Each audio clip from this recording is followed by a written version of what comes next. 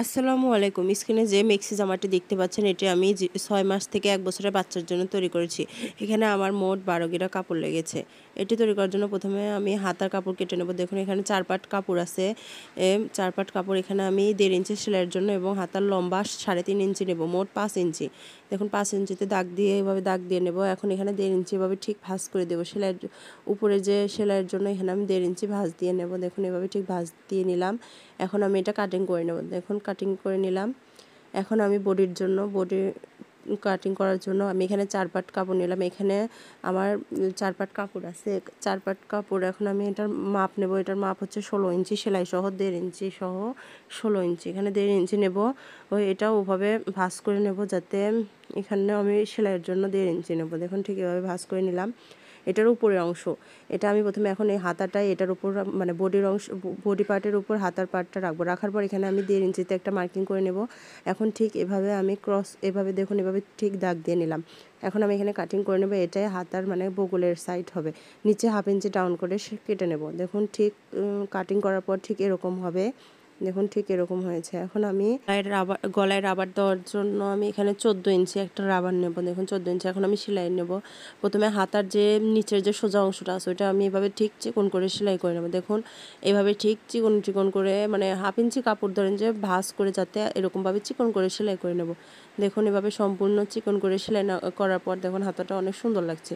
এভাবে আরেকটা হাতা আমি সেলাই করে নেব। দেখুন 2টা হাতায় সেলাই করা হয়ে গেছে। দেখুন চিকন করে সেলাই করার কারণে কিন্তু হাতাটা আরও বেশি সুন্দর লাগছে। দেখুন সেলাই করা শেষ। এখন আমি নিচের একটা মানে বডির একটা পার্ট নেব, নিয়ে ওটার উপর হাতার একটা পার্ট নিয়ে ঠিক এভাবে জোড়া দেবো। দেখুন মানে 2টা কোণায় একসাথে হবে। এই 2টা কাপড় মাঝখানে কিন্তু ভিতরে কিন্তু সিধা পিঠ থাকবে। দেখুন ঠিক এটা সিধা পার্ট আর এভাবে এটা কিন্তু এখন আমি আবার উল্টিয়ে নিয়ে দেখুন এটা সিধা পার্ট আর ওটা ভিতরে সিধা পার্ট থাকবে, উপরে উল্টা পিঠটা থাকবে। দেখুন এটা আমি ঠিক বগলটা এভাবে জোড়া দিয়ে নেবো। দেখুন একটা হাতা কিন্তু 2টা পার্টের সাথেই জোড়া হবে। মানে প্রথমে এটার এই পাশে জোড়া দিয়ে নেব, তারপর আবার এটাও এই পাশে জোড়া নেব। এখন আমি আবার আরেকটা বডি পার্টে লাস্টে আরেকটা বডি পার্টে আরেক পাশে এভাবে হাতাটা জোড়া দিয়ে নিলাম। দেখুন এই পাশেও ঠিক এভাবে জোড়া দিয়ে নেব। দেখুন এটার সবসময় একটা হাতা কিন্তু 2টা পার্টের সাথেই 2টা বগলের সাথে এভাবে উল্টিয়ে নিয়ে সেলাই করে নিতে হবে। দেখুন আমি আবার এই পাশেও ঠিক এভাবে ঘুরিয়ে দেখুন এখানেও আমি এভাবেই জোড়া দিয়ে নিলাম। জোড়া দেওয়া হয়ে গেছে আমার 2টা হাতাই জোড়া দেওয়া হয়ে গেছে। এখন আমি ভিতরে এটা যেখান থেকে এভাবে ভাঁজ দিয়ে নেব। 1.5 ইঞ্চি যে কাপড়টুকু উপরে সেলাইয়ের জন্য রেখেছি সেটা আমি ঠিক এভাবে ভাঁজ করে নেব।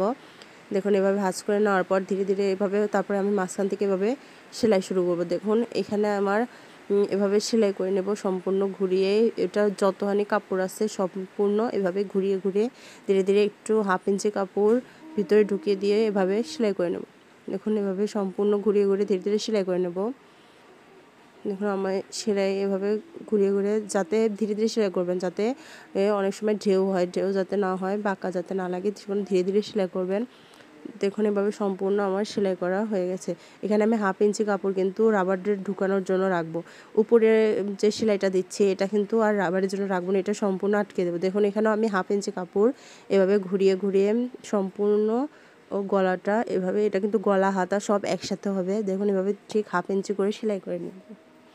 দেখুন আমার সেলাই করা হয়ে গেছে। এখানে কিন্তু আর রাবারের জন্য কোনো জায়গা রাখবো না, শুধু নিচের যে সেলাইটা দিয়েছি ওটাতেই 1/2 ইঞ্চি পরিমাণ কাপড় রাখবো সেলাইয়ের জন্য। এখন আমি 2 সাইডে বডির মানে 2 সাইডের বডিটা জোড়া দেবো। দেখুন এভাবে এখন এক সাইডে জোড়া দিচ্ছে।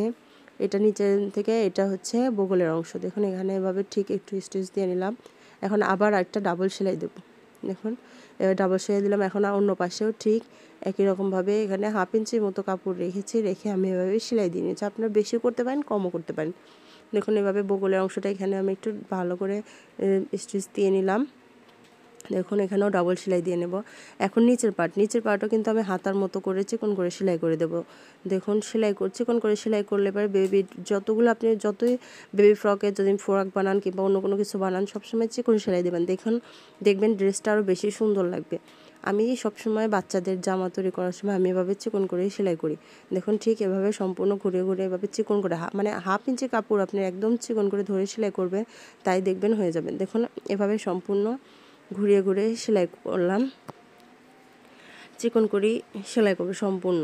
হাতাও যেভাবে ঠিক সেলাই করেছে এটা চিকন করে সেলাই করলে বা ঢেউ ঢেউ হয়, এজন্য আমার কাছে দেখতে অনেক সুন্দর লাগে। দেখুন সেলাই করা শেষ হয়ে গেছে। এখন আমি রাবার ঢুকিয়ে নেব। ওখানে যে 1/2 ইঞ্চি জায়গা রেখেছি ওখানে আমি এই রাবারটার লম্বা কিন্তু আমার 14 ইঞ্চি। সম্পূর্ণ গলায় এভাবে দিয়ে ঢুকিয়ে বের করে নিয়ে এভাবে একটার উপর একটা রাবার রেখে এভাবে সেলাই করে দেবো, তাহলে ধরেন যে দলা পেকে থাকবে না। দেখুন ঠিক এরকম হয়েছে। দেখুন যদি কোনো কিছু যদি বুঝতে অসুবিধা হয় তাহলে প্লিজ কমেন্টে জানাবেন। যদি ভিডিওটি ভালো লাগে তাহলে প্লিজ চ্যানেলটি সাবস্ক্রাইব করে পাশে থাকুন। আল্লাহ হাফেজ।